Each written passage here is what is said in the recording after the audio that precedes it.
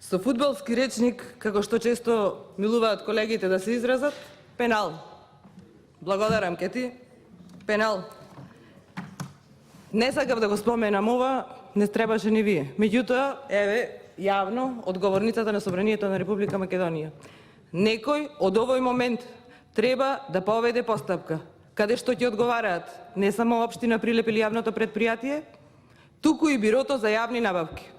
Почитувани колеги, почитувана јавност, во документот кој што е објавен во април месец, јасно стои дека меѓународна објава нема. И ова информација ја имав, ама чекав колешката да ја кажи за да биде вистинита. Да, има Бирото за јавни набавки во меѓувреме незаконски направено промена. И ова не сега е да. Заради тоа под наитно, еве под опрен глас, треба да се отвори постапка и да се испита кој се е смешан во ова и сигурно некој ќе одговара.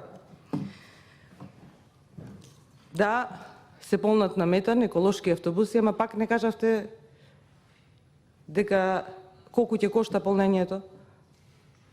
100 евра нешто кажувате, ама не пресметувате тука колку е патувањето до Битола, па губењето на сати, па губењето на средства кои што можат да се заработат во тоа време додека треба да движи тој автобус низ град. Значи во загуба. Директно го однесовте предпријатието во загуба. Прво од старт, со тоа што по 2 пати поголема цена, еве ви ги отворете и видите во Белгија и во Данска колку коштаат, дека коштаат по 125.000 евра еден автобус, а вие ги плативте по 250.000 евра. И една друга работа. Заборавив преска да скажам, сигурно сега колешки ќе одговорите за штедата колкава е, затоа што, почитувани колеги, замислете, на големо ја најавува промоцијата на овие автобуси, во сабота беше пазарен ден во Прилеп, а во петок уште не почнати автобусиве да возат, едниот се расипа.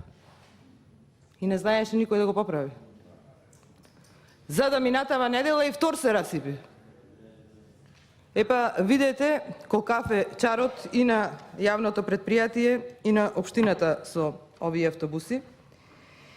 И уште една друга работа. Викате, претходната власт ништо не направила за јавниот превоз во Прилеп. Па претходната власт воведе јавен превоз во Прилеп. Немаше до тогаш јавен превоз. Немаше Прилеп до тогаш јавен превоз.